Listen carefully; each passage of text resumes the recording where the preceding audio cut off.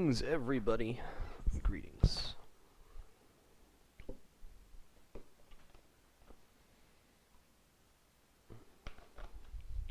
Sorry, I gotta get my coffee. That's number one. Sorry, coffee's more important than you guys. If I don't have my coffee, I'm gonna have a bad time.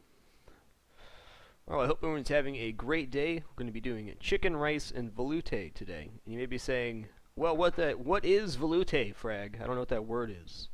Veloute is quite simply chicken stock that is thickened by 10% of its volume by roux. It's a mother sauce, which means you can do just about anything with it. But the purest form of veloute is you take chicken stock, you make a roux, then you thicken it with the roux, and you have veloute. You can do anything with it. You can just add salt to it. You can add spinach. You can add herbs.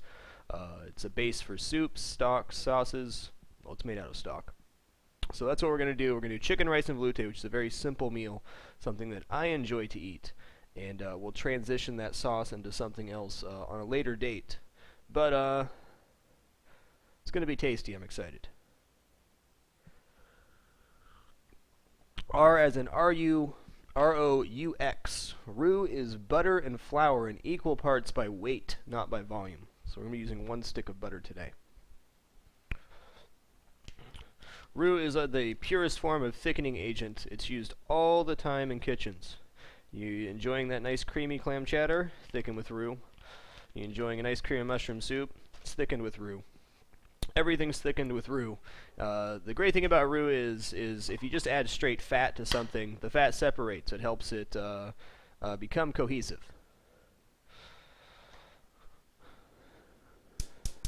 Well, you do it by weight. So if you're not gonna eyeball it, I'm gonna eyeball it. What you do is say, okay, well, 4 sticks of butter in a pound, and just break it down like that.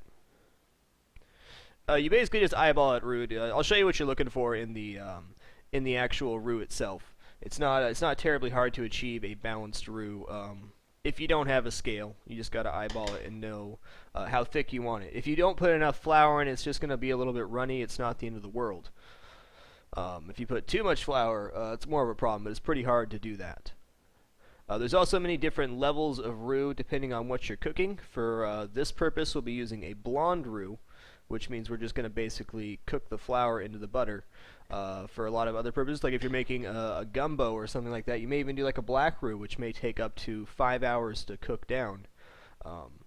But for most things that you just want to thicken with, you're going to do blonde. It goes blonde, brown, black, and a few different areas in between. But it's all the same cooking method. Usually if you're doing a deeper colored roux, you probably do it in a larger batch. You can cook it like in the oven and just stir it every 15-20 minutes or so. What's up, Dostosco? Thank you everybody for joining. By the way, today I am literally just waking up. I took a little beauty nap. I woke up earlier today, went back to sleep, and well, we're back here. So once we get the roux cooked, we're going to chop up everything and get started. I just want to use this time to talk.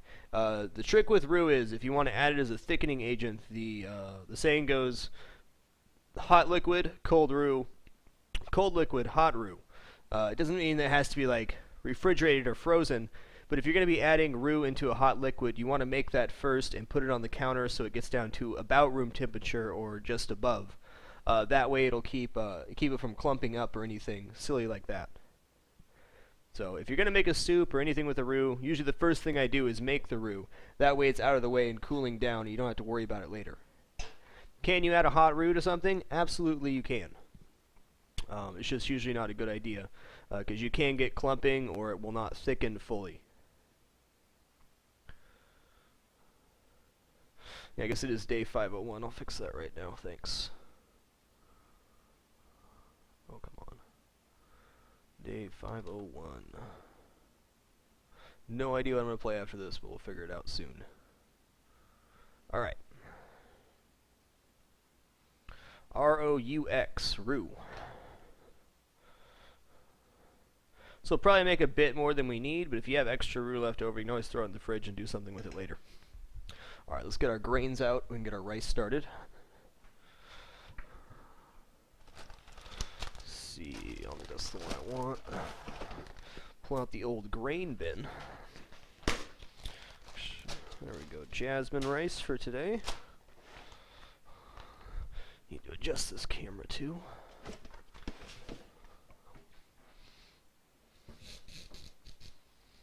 Cool. So how's everybody doing today?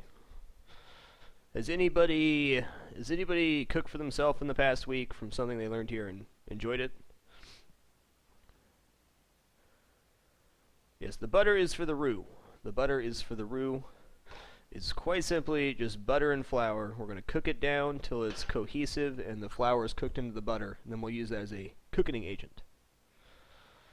Or cooking agent? Did I just say that? A thickening agent. Let's go with that. Your main thickening agents are the couple that you use in kitchens. The main one's roux, and the reason most people use roux is because it has butter in it and it's delicious.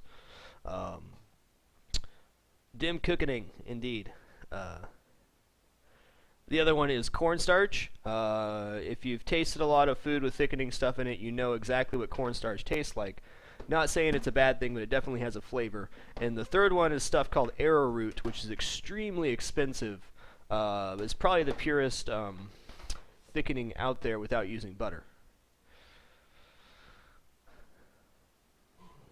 Okay, so we're just going to take a little spoon. And we're just going to add flour to the butter. We'll see if we can get a nice consistency going. You add a little bit at a time and kind of break it down. You don't want any big clumps of flour or anything like that. And if you add too much at once, it's kind of hard to tell how thick it actually is. Well, that's obviously not enough.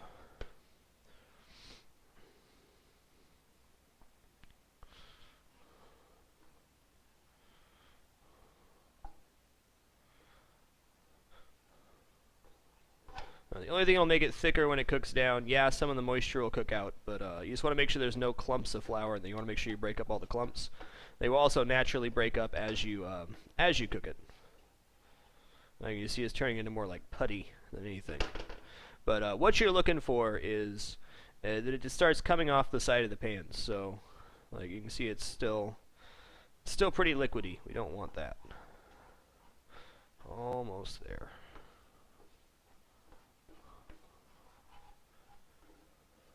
It's just a great thickener for soups. Yeah, it's not terribly healthy, but in the scope of what you're actually making, it's usually not too bad, unless you're adding roux to like a cream-based soup or something. And that's when you start getting into the really unhealthy range.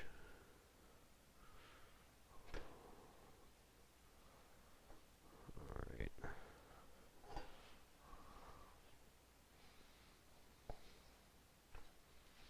You can see now it's more of a ball, kind of like paste. That's kind of what you want. Not too much thicker than that, but it shouldn't be moving around too much. So now that we have a nice paste to work with, we're going to turn the heat up a little bit and stir it. The reason we cook it down a little bit, even though it's just a blonde roux, you could add it just like this, is to make sure all the clumps of flour are out of there, and it's evenly distributed.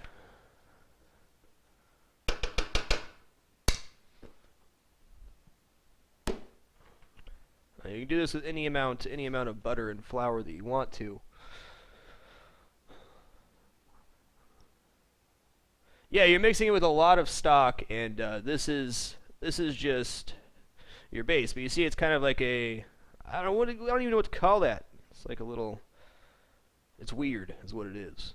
But you see, it's not sticking to the pan at all. It's not sticking to the side of the pan, and that's what you want. You want it to be able to move around freely without looking like a liquid. It's kind of its own cohesive ball that you can move around.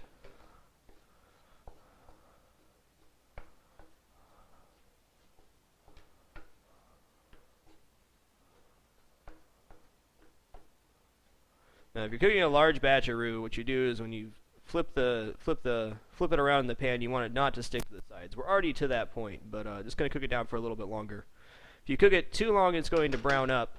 When you want to darken a roux, which adds more flavor, you do it on low temperature for a long period of time.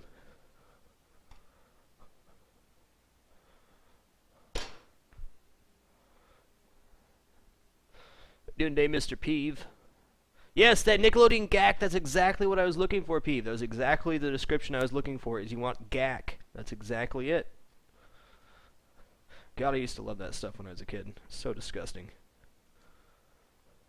It is exactly what you want. Gack.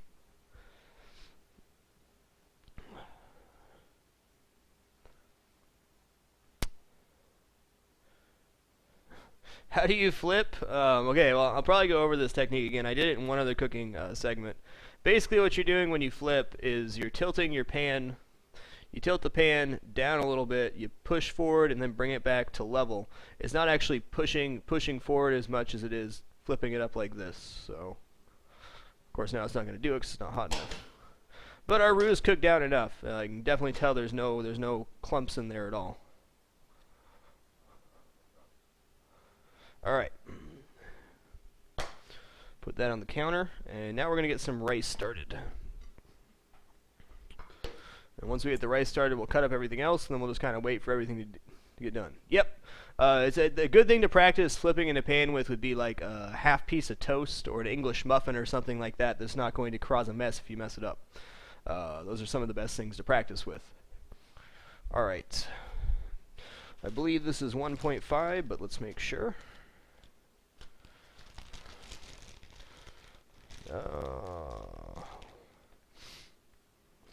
1 3/4 to 2. Every rice has a different ratio. You're not going to go too far wrong by using the instructions on your rice.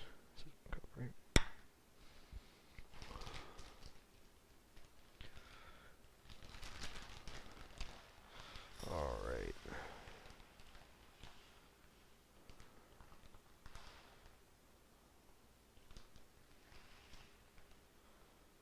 Everybody should know how to cook rice.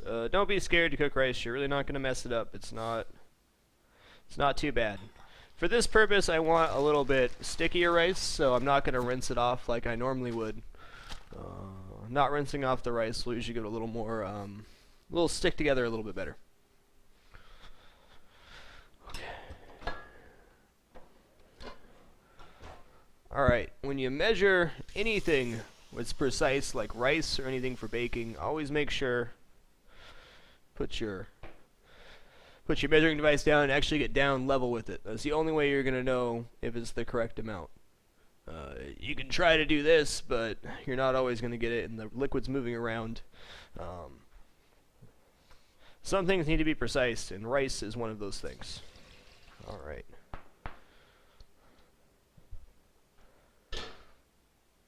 Add a little bit of salt to it, not very much.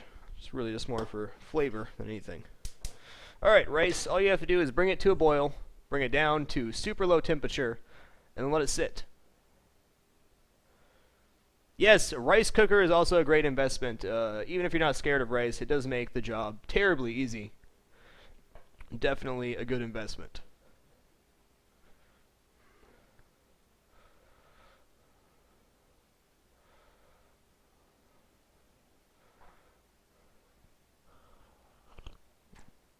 I'm Cajun, close enough to being French, I guess. It's pretty close. We're making chicken rice in veloute, Mr. Urban Chess Guru. Veloute is a mother sauce, the basis of all sauces. Coffee, sir. Always coffee in the mug. Always coffee in the mug.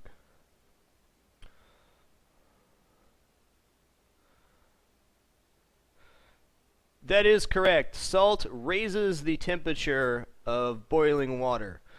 Contrary to popular belief, before it would have been that adding salt makes your water boil faster. It actually helps it hold a boil better.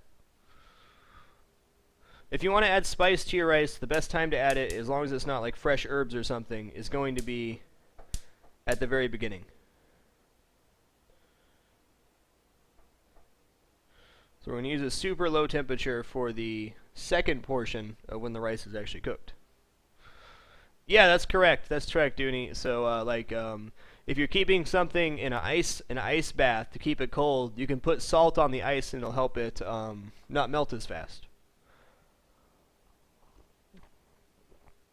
I use a steel knife myself. Always have. Probably always will.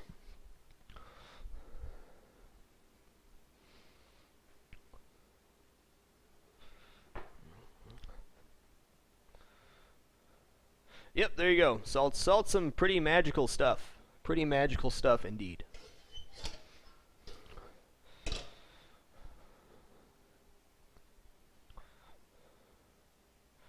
You can literally add anything you want to rice.